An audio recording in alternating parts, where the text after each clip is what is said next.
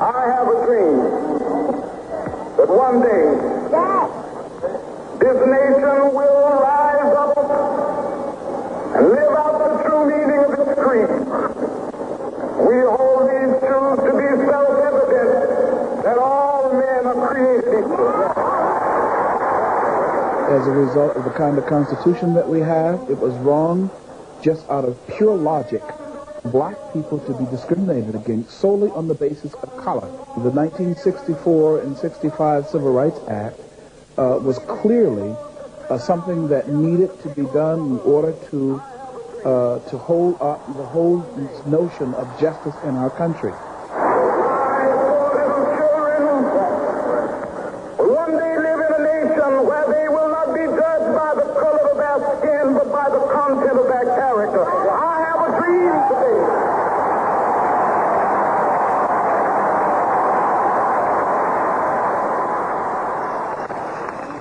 Again, to paraphrase Dr. King, I may not get there with you, but someday we shall enter the promised land where men and women will not be judged by their sexual desires, but by the content of their character. Many failed to notice Mr. Kramer's substitution of the word sexual behavior for skin color, as he misquoted the Reverend Dr. Martin Luther King Jr. on the steps of the U.S. Capitol. Thus began the 1993 March on Washington for lesbian, gay, bisexual, and transgender equal rights. The 1993 March on Washington for lesbian, gay, and bisexual equal rights and liberation comes 30 years after the 63 March that Dr. King immortalized with his I Have a Dream speech. And for us, this is a continuation of that civil rights struggle. Now homosexuals are using not only the language, but they are beginning to insist that the statutes, the laws, all of the advantages gained by civil rights leaders such as Martin Luther King be now applied to homosexuals.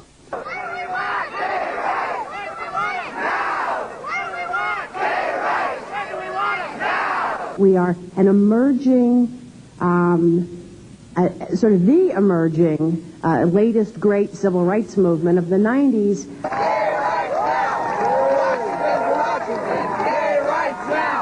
Currently, there is a movement in this country that threatens to undermine and belittle the entire civil rights effort of the 1960s. Homosexuals have equal rights under the First Amendment, the 14th Amendment, and the state constitution of every state in which they reside. But the issue here today is special rights. It's special category of protection. They want to be elevated from a behavior-based lifestyle to a true minority status that would give them special rights. Once we get our rights, we want to have fun. It's an effort by homosexuals and lesbians to promote their lifestyle. They don't want equal treatment. They want to be able to push their ideas, to get the acceptance of their lifestyle, and then to get special benefits as a result of it. This Civil Rights Act amendment would completely neutralize the Civil Rights Act of 1964. What it will do is that it will say that anyone with any type of sexual preference, which would include everyone, would be protected under this law. So therefore there would be no protection for minorities specifically. Our community is at the verge of the bursting point. People are dying and they're prepared to do anything. Very many people have nothing to lose. And if the government does not respond in a positive way, I predict that you're going to see massive disruption in this society.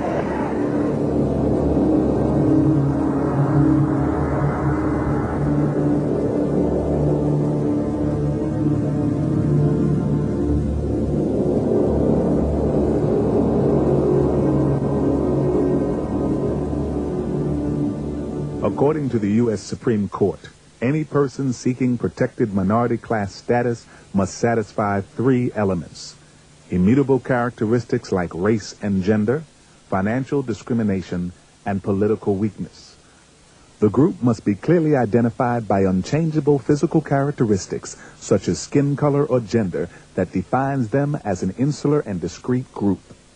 As a white male, I have no rights whatsoever other than what is shared with everybody else.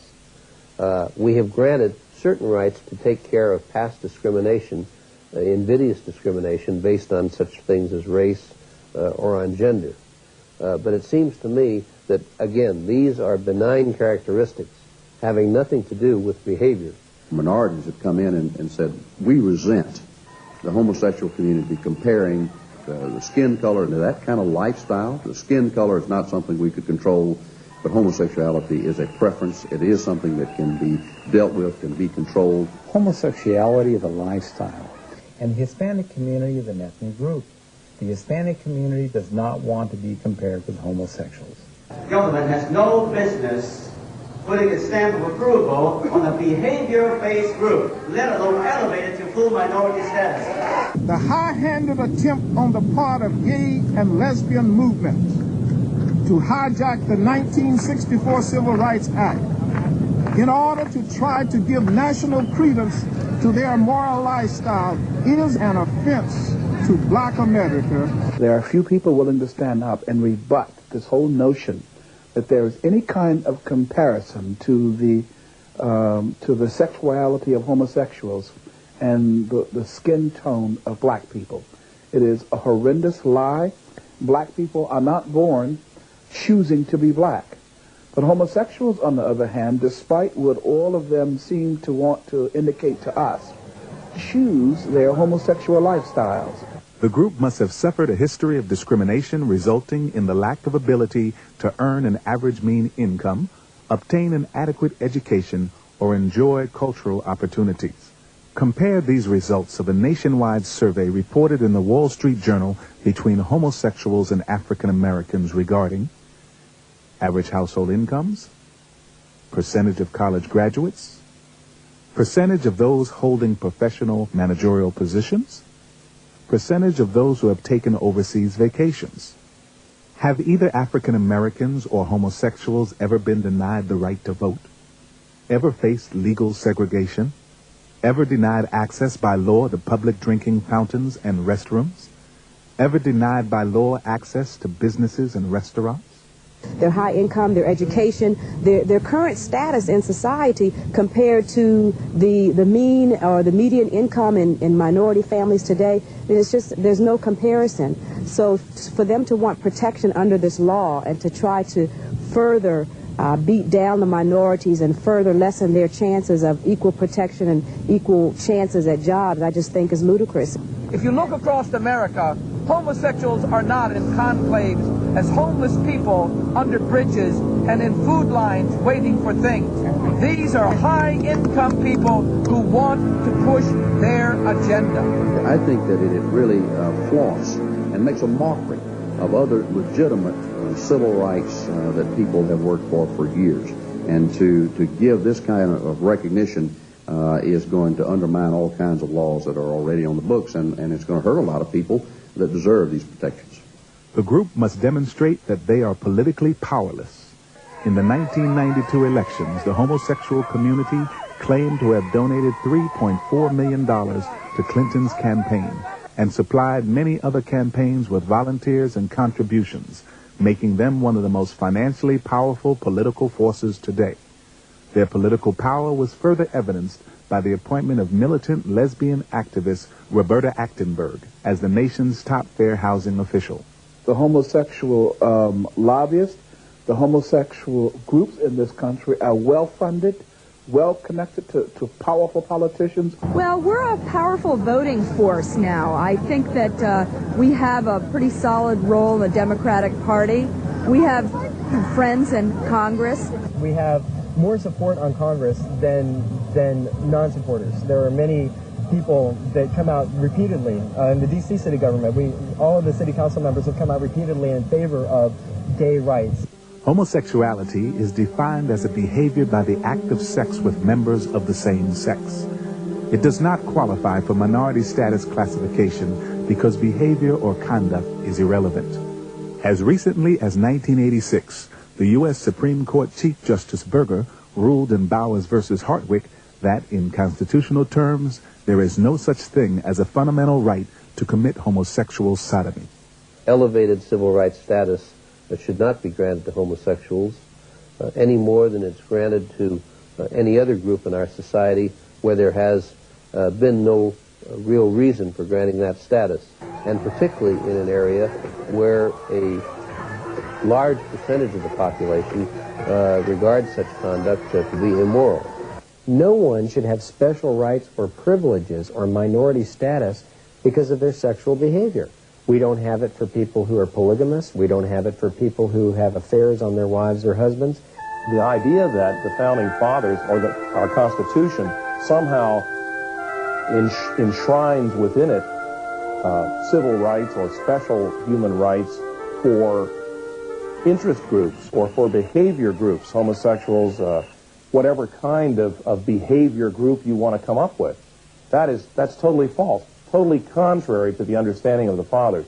Our intent is to see that everyone is treated fair and equal, and they are being treated equal under the law as a citizen of America. Right. But their behavior should not dictate special preference for them. This is a matter of good law versus bad law. And it is bad law to codify into public policy a special right and a special protection based on nothing other than what you do in the privacy of your own bedroom. 4 basic myths have been advanced by militant homosexual leaders over the years. These myths have become the foundation on which the gay political platform has been built. The already mentioned myth that homosexuality meets the qualifications of a minority, that 10% of the population is homosexual, that homosexuality is genetic, hormonal, or biological, and as a result, homosexuals cannot change and become heterosexual. The 10% figure taken from Alfred Kinsey's infamous sex study included prisoners, sex offenders, and child molesters as participants. Dr. Paul Gephardt, a partner in the Kinsey study, has admitted that the 10% figure was incorrect. All recent national studies place the homosexual population at around 1%. Confronted with these facts, gay leaders are only now admitting that the inflated percentage was used for political purposes. The thing about the 1 in 10, I think people probably always did know that it was inflated, but it was a nice number that you could point to, that you could say 1 in 10, and it's a really good way to get people to visualize that we're here. There are people who believe that they are born homosexual. They have been taught that, and having been taught that, they accept that. And of course, if that's true, then there's no way that change could ever take place. But that's simply not true. Scientific studies have shown that genes are not the problem. Now, some people will say, well, they're born this way. There is no evidence, there is no conclusive evidence that homosexuality is predetermined. You're not born with it. It is something that you adapt yourself to. It's something that you choose. Well, I think one makes a choice to be gay. I'm not sure that there is enough research to prove whether or not a person is born with genetic proclivities toward being gay. As a person with a psychological background, I know for me it was a choice that I made around 30, and there were times when I was real ambivalent about it. It's a real hard choice to make because it's an unpopular one. It seems to me that the whole gay and lesbian movement was about choice. It was about choice to begin with. People get the right to choose who they love. Can someone who has had a homosexual struggle see a change in his life leading to complete heterosexuality? The answer is yes. What I do is something called reparative therapy. It's not only possible to diminish the behavior, but it's possible to diminish the intensity of the homosexual attraction and to increase heterosexual feelings. I know they can change. I was a practicing homosexual for 17 years, and I've been free of that for 13. I've been out of the gay life now for 8 years. God has healed me of my homosexual attractions. God has healed me of that need for a heavy emotional bond, overtly emotional bond with other men. Don't get sucked into the gay agenda. Don't get sucked into the unquestioned assumption that now you have no other choice but to join the gay community. Nonsense.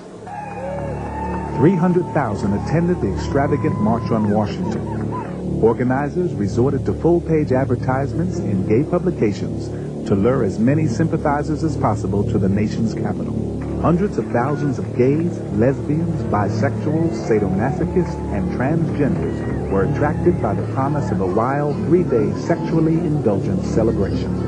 The purpose of the 1993 March on Washington, which was funded in part by the Presidential Inauguration Committee, was to publicize the wide-ranging platform homosexuals were demanding that Congress enact. There were 7 broad demands, encompassing 55 sub-demands for gays, lesbians, bisexuals, and transgenders. Demand number 1 repeals all sodomy laws and legalizes any and all forms of sexual expression. Age of consent laws would be changed to allow sex with youth, and dress code laws would be repealed, allowing all forms of dress or non-dress. We want an end to the sodomy laws in this country because they have nothing to do with life or living. I feel that they need to change the sodomy laws. This is what we're striving for, to change sodomy laws, to be able to show our sexuality in public. It's wrong that we have laws in America that criminalize sexual behavior, things like the age of consent law and sodomy repeal, and we're going to see that those laws will fall. Lowering the age limit may educate people and help people become more comfortable with themselves and allow them to grow. Demand number 2 diverts massive funds from the defense budget to cover AIDS patients' medical expenses. It calls for taxpayers to fund cosmetic sex change operations for transgenders and supply needles to IV drug addicts. Demand number 3 legalizes marriages between members of the same sex. Legal adoption, custody, and foster care would also be allowed within these new homosexual family structures. We have marriages just as other people have marriages, and we want to have the same kind of benefits from the federal government. Demand number 4 requires full inclusion of lesbians, gays, bisexuals, and transgenders in education, childcare, and school counseling programs. Demand number 5 requires that contraceptives and unrestricted abortion services be made available to all people, regardless of age. Demand number 6 provides taxpayer funding for artificial insemination of lesbians and bisexuals, and forbids religious-based concerns about homosexuality from being expressed. Demand number 7 requires organizations such as the Boy Scouts of America to accept homosexual scoutmasters. When you talk about the strides that have been made in the gay and lesbian community, I mean, it's good news and bad news. I mean, what's ironic is that this terrible, awful disease, which has taken so many of our friends and lovers away from us, has been the same thing that has gelled us together as a community. And I think it's ironic because it's really because of this disease that we've all gathered much more political strength. We've had over 100 co-sponsors of the federal lesbian and gay civil rights bill the last session of Congress, so we have a lot of people that I think we can consider our friends.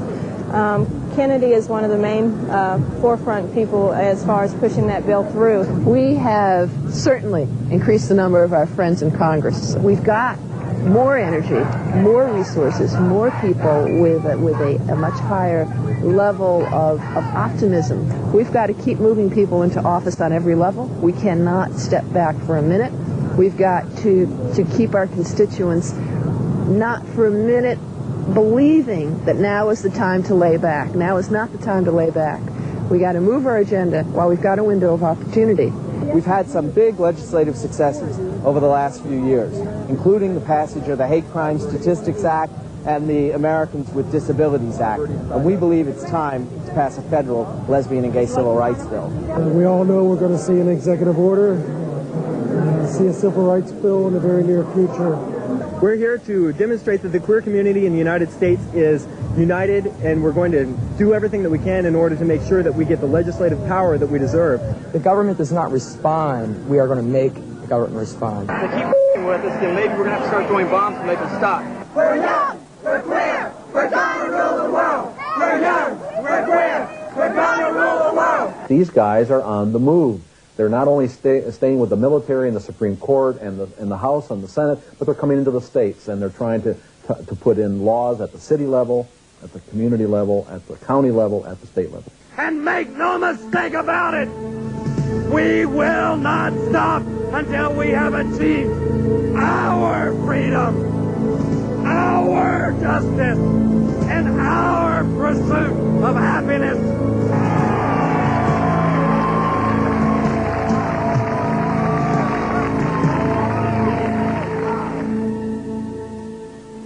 For the first time in American history, a gay and lesbian inaugural ball was held in honor of the president's election.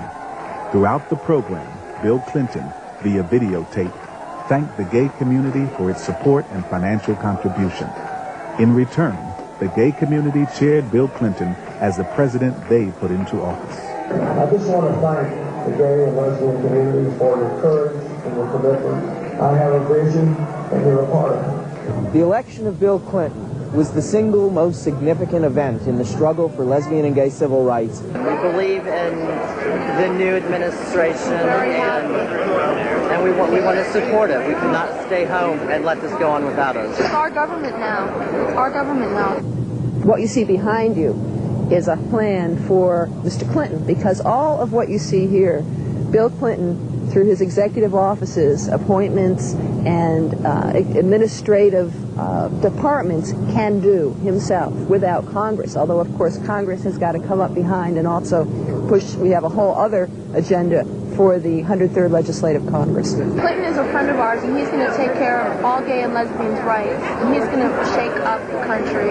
We're watching you, Bill. We're keeping our eyes on you. We're keeping our big, queer eyes on you.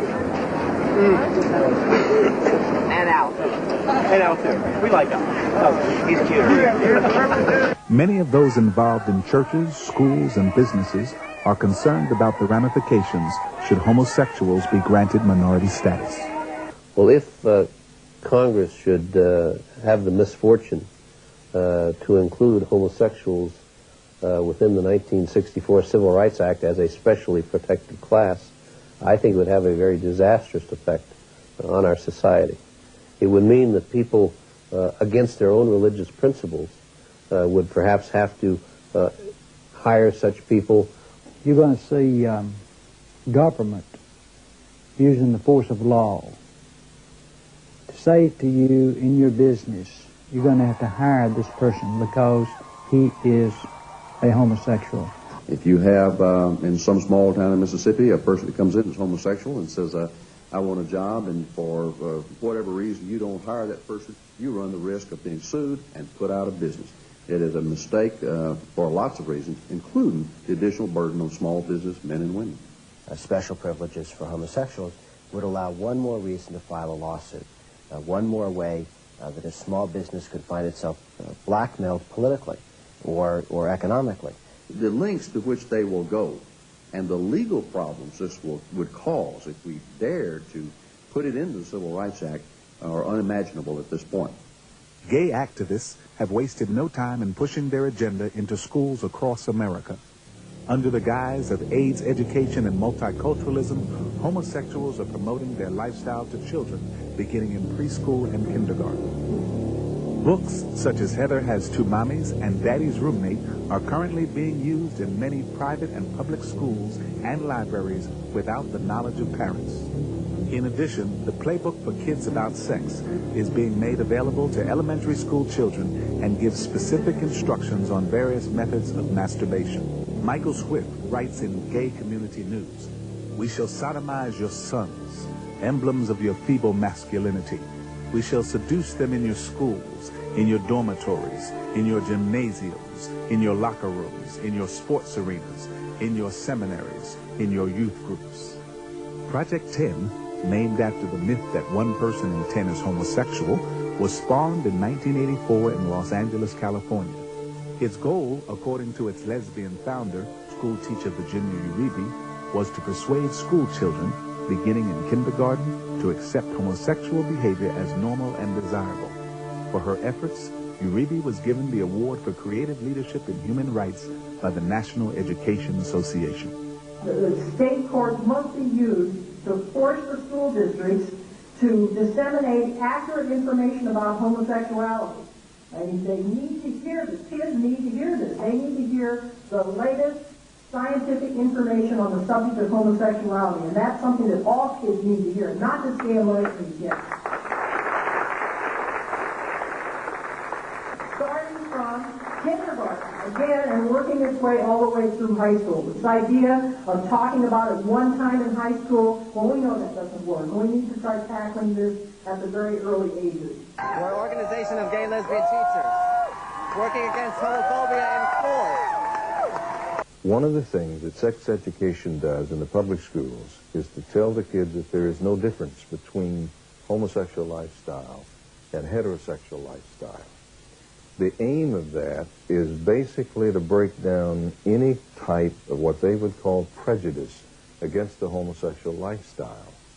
So basically what Americans have to understand is that the agenda of the homosexual is aimed at the children. The young boys are so vulnerable to this because there's a period of time in their life, you know, when they like boys. I mean, they don't like girls. They want to stay with boys.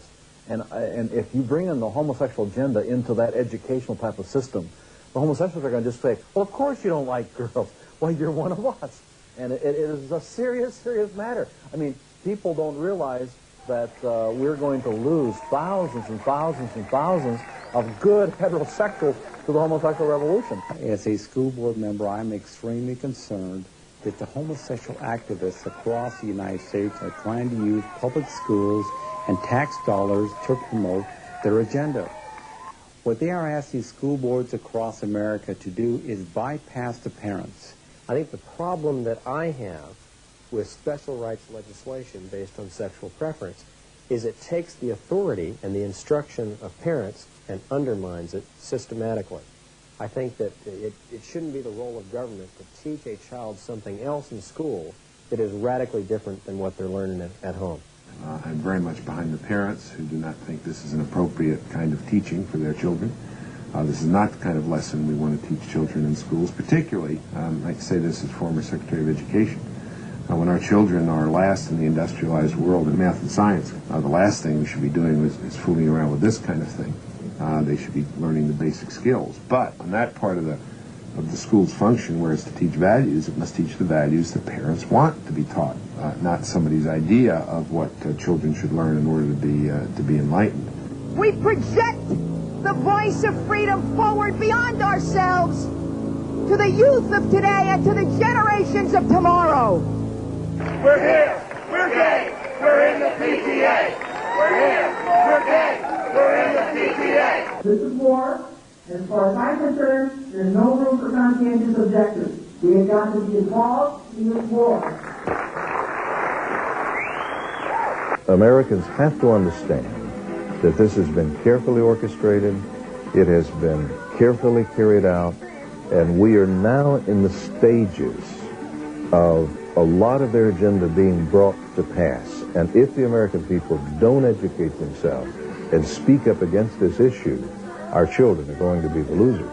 Do you understand, America, that 12% of the little boys and girls growing up today are going to be lesbians and gays, and they are not going to be called faggot and dyke and queer and sissy? We are going to save our children! The impact on the churches is going to be devastating. If a Sunday school teacher, youth director, or choir member declared they were homosexual and the church asked them to resign, the church then would have a major lawsuit on its hands. The churches who refuse to perform homosexual marriages will lose their tax exemption because they have not complied with what the court has declared to be public policy. It redefines a family.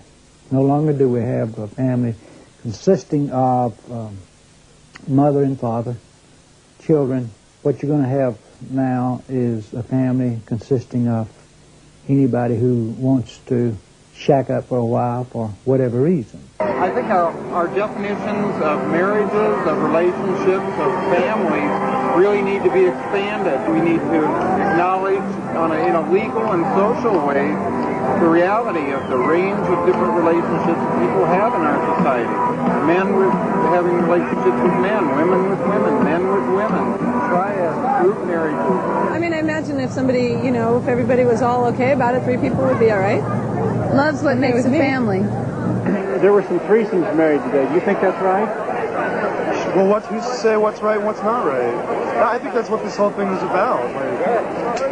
I can't impose my values on someone else. If it's right for them, then I think that's great. This is a movement that is mobilized, that has shown, while the right wing accuses us of being anti-family, has shown that we know We know incredibly well how to build family. This is Eliza. She's 2.5. We adopted her in Minnesota. And this is Lydia, who's 1, and we adopted her in China this fall. This is a family. This is the 4 of us. In fact, in the inaugural parade, we had a redefinition. President Clinton included a float, Families of America, I think it was. And 2 of the people were 2 lesbians. And the whole intent was to redefine family. Obviously, homosexuality strikes at the very root of the family, is ripping apart the very definition of family, destructive of family as we know it. Yeah, you bet your life. It's a total rejection of the basic building block of society.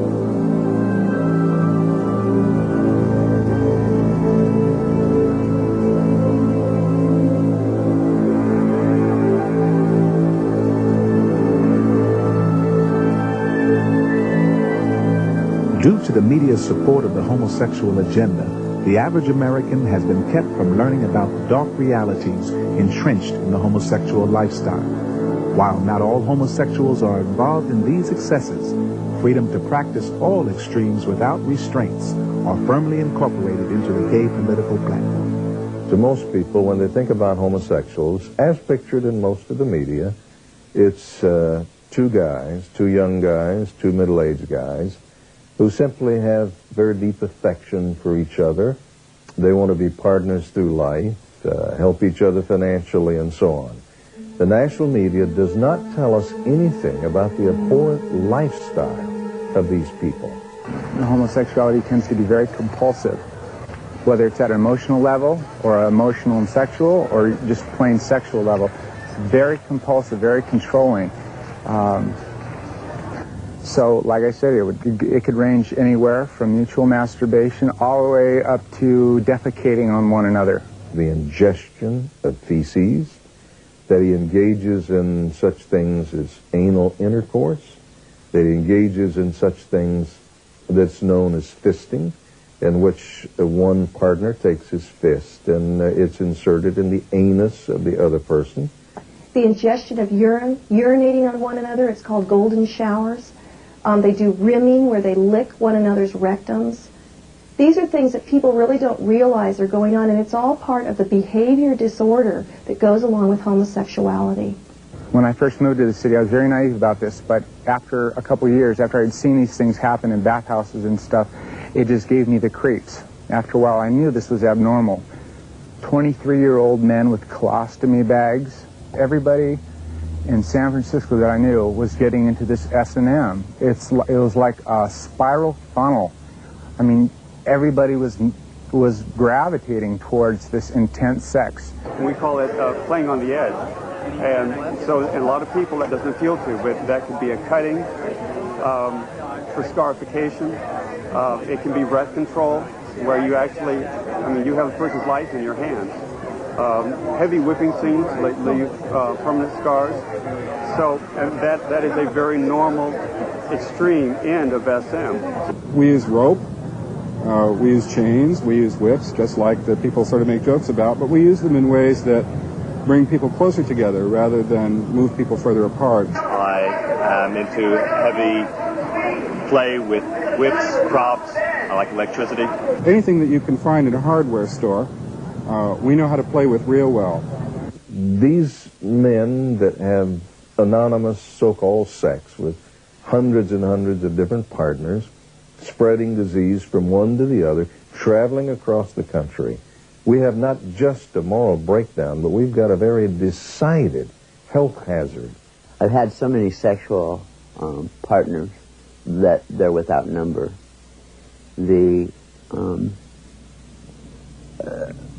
At one point, I know that one night I had at least 50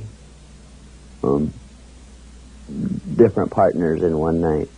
I was more normal as opposed to an exception to the rule. According to the British Journal of Sexual Medicine, homosexuals are 18 times more likely than heterosexuals to have sex with an underage person.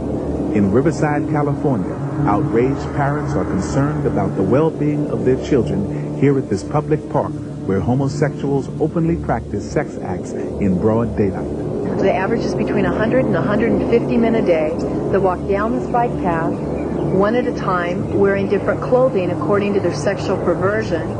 And they take the dirt paths off into the brush, they meet one another, and they view their sexual perversions right there in the open. They're in there for an average of 15 to 20 minutes.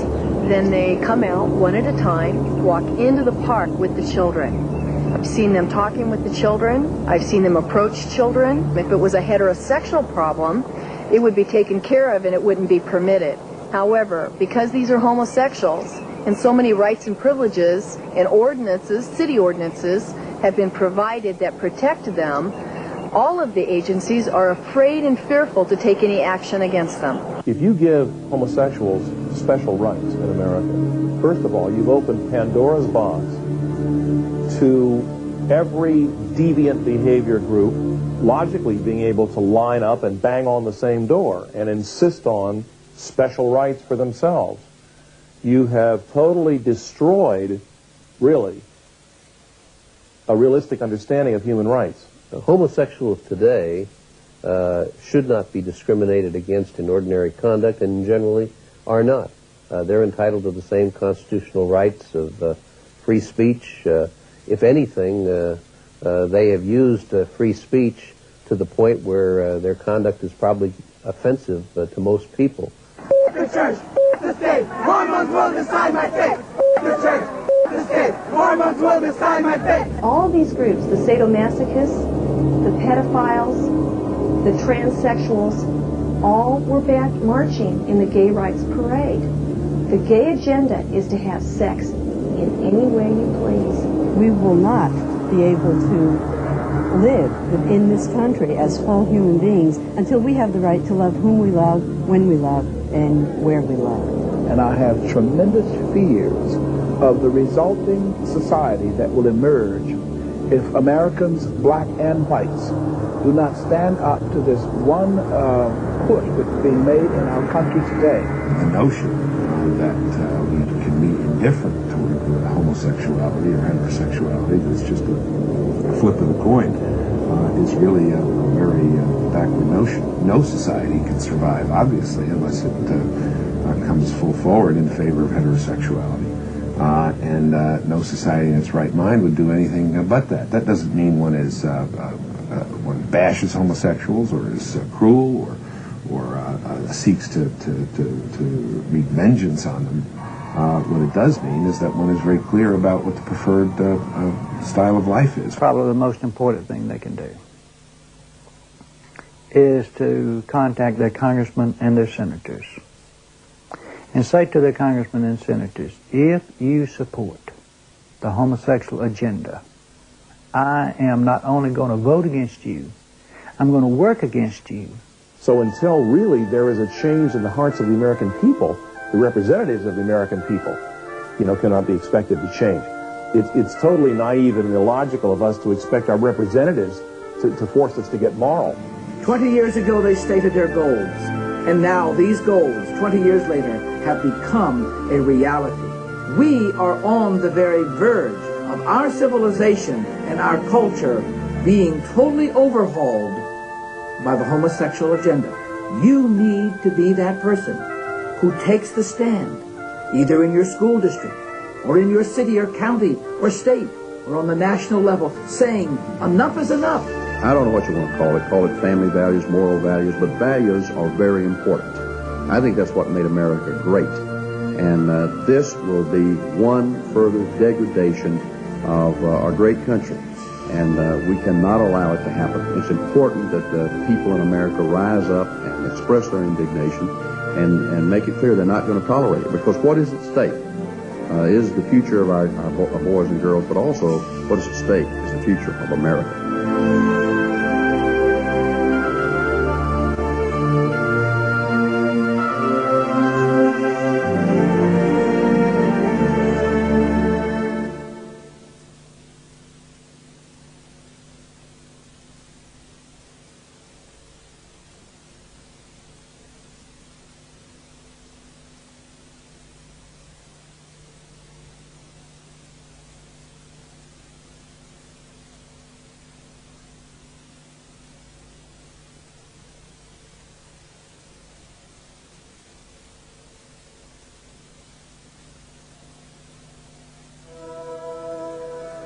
A combination of biblical accuracy in conjunction with hard-hitting facts has made Jeremiah Films a notable and powerful voice in today's Christian world. For more than a decade, Jeremiah Films has been a leader in the production of high-quality, informative motion pictures and videos, covering a wide spectrum of categories, including The God Makers, God Makers 2, Fear is the Master, Devil Worship, The Rise of Satanism, The Witness at Your Door, The Witness Goes Out, Temple of the God Makers, The Mormon Dilemma, Freemasonry, From Darkness to Light, False Gods of Our Time, The Evolution Conspiracy, Gods of the New Age, Operation Tentmaker, A Song for Grandmother, AIDS, What You Haven't Been Told, No Second Chance, Apocalypse of Planet Earth. Also from Jeremiah Films comes The Pagan Invasion, a complete visual anthology featuring rare behind-the-scenes footage from around the world, documenting the neo-pagan revival sweeping our society. This revealing 13-part video series includes Halloween, Trick or Treat, Invasion of the God Men, Meditation, Pathway to Deception, The East Seduces the West, Dawning of the New Age, Evolution, Hoax of the Century, Evolution, From Physics to Metaphysics, Preview of the Antichrist, Secrets of Mind Control, The Latter-day Empire, Joseph Smith's Temple of Doom, Religion versus Christianity, Doorways to Satan. These and many other quality videos from Jeremiah Films are available from your local Christian video retailer, or write Jeremiah Films, P.O. Box 1710, Hemet, California 92546.